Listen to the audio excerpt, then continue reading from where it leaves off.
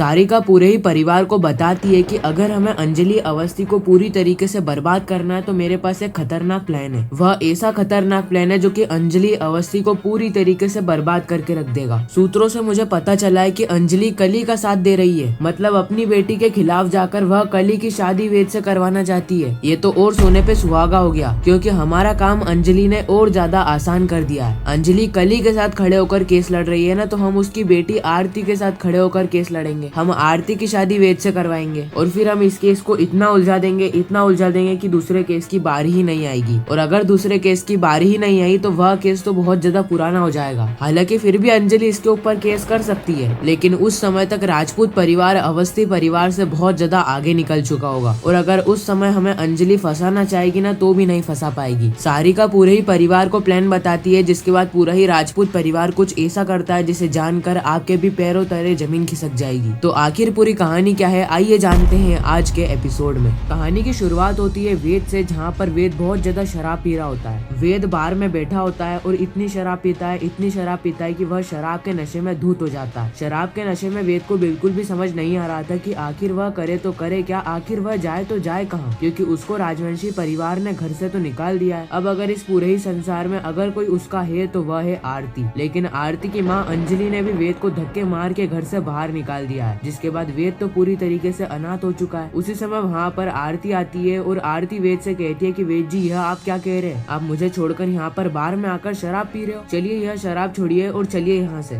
वेद कहता है कि कहाँ जाऊँ मैं, एक बात बताओ कहाँ जाऊँ मैं? तुम्हारी मम्मी ने तो मुझे अवस्थी परिवार से निकाल दिया है और राजवंशी परिवार ने भी मुझे धक्के मार के निकाल दिया है। राजवंशी परिवार मुझसे चाहता है कि मैं कली से प्यार करूँ, कली के साथ अपना जीवन बिताऊं, लेकिन मैं वह काम हरगिज नहीं करने वाला हूँ। अब अगर इस पूरी ही दुनिया में अगर कोई मेरा है तो वह है भगवान और एक तुम। आरती, एक बात बताओ, क्या तुम मुझसे प्यार नहीं करती हो? आरती कहती है कि करती तो हूँ, लेकिन हमारी शादी नहीं हो सकती है, क्योंकि मेरी मम्मी ऐसा हरगिज नहीं होने देगी। वेद कहता है कि क्यों नहीं होने देगी, उम्मीद पे पूरी दुनिया कायम है। वेद आरती को समझाने की कोशिश करता है और कहता है कि वह आरती से शादी करके ही रहेगा। उसी वक्त कली का वेद के पास फोन आता है और कली वेद से कहती है कि वेद जी, मेरी बात सुनिए। मुझे पता है कि आप आरती के साथ ही हो, और मुझे तो यह भी पता है कि आरती की मम्मी अंजलि ने आपको धक्के मार के उनके घर से बाहर निकाल दिया है। मुझे तो पता ही था कि एडवोकेट अंजलि अवस्थी मानने ही नहीं वाली है, क्योंकि वह कानून की पुजारी है और वह तुम्हारी शादी कभी भी आरती से होने नहीं देगी जब तक उनको पता है कि मेरी शादी कली से हो चुकी है। कली कहती है कि वेद जी, आप राजवंशी परिवार में आ सकते हो। राजवंशी परिवार के दरवाजे 24 घंटे खुले हैं, लेकिन आने के पीछे एक बहुत बड़ी शर्त है, और वह शर्त ये है कि आपको कली के साथ अपना जीवन बिताना पड़ेगा, आरती को हमेशा हमेशा के लिए भूल जाना पड़ेगा। वेद कहता है कि कली चुप हो जाओ, तुम लगती कौन हो मुझे बोलने वाली? राजवंशी परिवार के अंदर तो तुम्हारा कोई हक भी नहीं है, तुम तो रोड छाप लड़की हो, रोड छाप। वो तो भगवान की कृपा थी कि आरती ने तुम्हें लाकर राजवंशी परिवार में पटक दिया, और जो ऐश अभी राजवंशी परिवार के अंदर तुम कर रही हो ना, वह ऐश तो तुम पूरी जिंदगी में नहीं कर सकती थी। इसलिए कली इतना ज्यादा उड़ो मत, इतना ज्यादा उड़ना भी अच्छा नहीं होता। कली कहती है कि वेद जी, आप याद रखिएगा, मैं आपको और आरती को हमेशा हमेशा के लिए अलग करके ही रहूंगी, क्योंकि वेद जी, अब मेरे पास एक हथियार आ चुका है। मेरे को एक ऐसे इंसान का सपोर्ट मिल चुका है जो कि वेद और आरती को हमेशा हमेशा के लिए अलग करने के लिए काफी है। मैं बात कर रही हूँ आरती की मम्मी एडवोकेट अंजलि अवस्थी की। अगर एडवोकेट अंजलि अवस्थी पूरे कोर्ट के आगे उतर गई ना, तो वह यह साबित कर देगी कि वेद और आरती एक दूसरे के लिए बने ही नहीं है। वेद और आरती जो शादी करने के लिए जा रहे हैं, वह शादी इलीगल है, वह शादी है ही नहीं। एडवोकेट अंजलि अवस्थी यह साबित कर देगी कि वेद की शादी पहले ही कली से हो चुकी है, और अब दोबारा किसी लड़की से शादी करना यह तो बहुत ही ज्यादा इलीगल है। इसलिए वेद जी, आप तो आरती के साथ कभी भी अपना जीवन नहीं बिता सकते, इनफैक्ट आपको मेरे साथ ही अपना जीवन बिताना पड़ेगा। इतना ही कहकर कली फोन को काट देती है। अगले सीन में हम देखते हैं कि आरती को अंजलि का फोन आता है और अंजलि आरती से कहती है कि आरती, मुझे पता है कि तुम वेद के साथ हो, अब जल्द से जल्द वेद को छोड़कर तुम फटाफट से अवस्थी हाउस आ जाओ। आरती कहती है कि माँ, आपको कैसे पता कि मैं वेद जी के साथ हूँ? अंजलि कहती है कि मैं तुम्हारी माँ हूँ, भले ही मैंने तुम्हें क ख ग बोलना नहीं सिखाया, भले ही मैंने तुम्हें चलना नहीं सिखाया, लेकिन फिर भी मैं तुम्हारी माँ हूँ। माँ को सारी चीजें पता होती है कि उसकी बेटी कहाँ जा रही है, क्या कर रही है, और मुझे भी पता है कि अभी इस वक्त तुम वेद के साथ खड़ी हो, इसलिए फटाफट से तुम घर आ जाओ। वेद आरती से फोन को ले लेता है और वह अंजलि से कहता है कि एडवोकेट अंजलि अवस्थी, मैं वेद बोल रहा हूँ और मैं आरती से बहुत ज्यादा प्यार करता हूँ। मैं आरती से शादी करता हूँ, क्योंकि मैंने जो शादी कली के साथ करी थी वह शादी थी ही नहीं, क्योंकि वह शादी केवल और केवल एक नाटक था, केवल और केवल एक साजिश थी। जो सिंदूर का प्रयोग उस शादी के अंदर किया गया था वह सिंदूर नकली था, बल्कि केवल और केवल केवल वह एक लाल रंग था और उस लाल रंग का यूज कर शादी थोड़ी ना होती है। अंजलि वेद से कहती है कि वेद तुम आरती को फोन दो, तुम्हारी शादी हुई है, असली है नकली है, वह सारी चीजें तो मैं कोर्ट के अंदर साबित कर दूंगी। मैं कली के साथ खड़ी हूँ और कली को उसका हक दिलवा कर ही रहूंगी। इतना ही कहकर अंजलि फोन को काट देती है। आरती फटाफट से घर जाती है जहाँ पर अंजलि कोट पहनकर तैयार हो चुकी थी। अंजलि तैयार थी 21 सालों बाद केस लड़ने के लिए, 21 सालों बाद एक बार फिर राघव सिंह राजपूत को कोर्ट के अंदर हराने के लिए। अंजलि पूरी तरीके से तैयार हो चुकी थी क्योंकि इस वक्त तक अंजलि को एक बहुत बड़ी जंग लड़ने के लिए जाना है। 21 सालों से जो अंजलि अवस्थी व्हील चेयर पर घूम रही है उसको राघव सिंह राजपूत से बदला लेना है, क्योंकि अंजलि कोमा में गई थी। उसके साथ साथ अंजलि का पति अमन भी मरा था, लेकिन राघव सिंह राजपूत ने अमन सिंह राजपूत के कातिल को नहीं ढूंढा और यही राघव सिंह राजपूत की सबसे बड़ी भूल थी, क्योंकि अगर उस समय राघव सिंह राजपूत उस कातिल को ढूंढ लेते ना तो यह केस लड़ना और ज्यादा आसान हो जाता। भला राघव सिंह राजपूत तो देश के सबसे बड़े एडवोकेट है, वह तो 21 साल पहले ही अमन के कातिल को ढूंढकर सजा भी दिलवा देते और जल्द से जल्द इस केस को रफा दफा भी कर देते। लेकिन सबसे बड़ी समस्या जो कि राघव सिंह राजपूत ने देखी है वह है एडवोकेट अंजलि अवस्थी। राघव सिंह राजपूत को उस वक्त तक लग रहा था कि यह जो भी एक्सीडेंट हुआ है वह एडवोकेट अंजलि अवस्थी के दुश्मनों ने करवाया, इसलिए उन्होंने एडवोकेट अंजलि अवस्थी को भी धक्के मार के राजपूत परिवार से बाहर निकाल दिया, क्योंकि उन्हें यही लग रहा था कि उनके बेटे अमन की मौत हुई है सिर्फ और सिर्फ एडवोकेट अंजलि अवस्थी के चलते। खैर इस वक्त तक अंजलि कोट पहनकर तैयार हो चुकी थी ताकि वह कोर्ट के अंदर अपना पहला कदम रख सके। उसी समय वहाँ पर आरती आती है और आरती अंजलि से कहती है, माँ आप तो कोट पहनकर तैयार हो चुकी हो कोर्ट में जाने के लिए, आप कोर्ट के अंदर बहुत ज्यादा अच्छे लग रहे हो मम्मी। उसी समय अंजलि आरती से कहती है कि मना करने के बाद भी तुम वेद से मिलने के लिए क्यों गई थी? मैंने तुम्हें मना किया था ना कि तुम वेद से मिलने के लिए मत जाना, लेकिन तुम फिर भी वेद से मिलने के लिए चले गए। आरती कहती है कि वेद से मिलने के लिए मैं इसीलिए गई थी क्योंकि माँ मैं वेद से बहुत ज्यादा प्यार करती हूँ। अंजलि कहती है कि यह प्यार वाले नाटक मेरे सामने नहीं चलेंगे। अब अगर अगली बार से तुम वेद से मिलने के लिए गए हो ना तो मैं तुम्हारे पैर तोड़ दूंगी। अगली बार अगर तुम वेद से मिलने के लिए गए हो ना तो मुझसे बुरा और कोई नहीं होगा।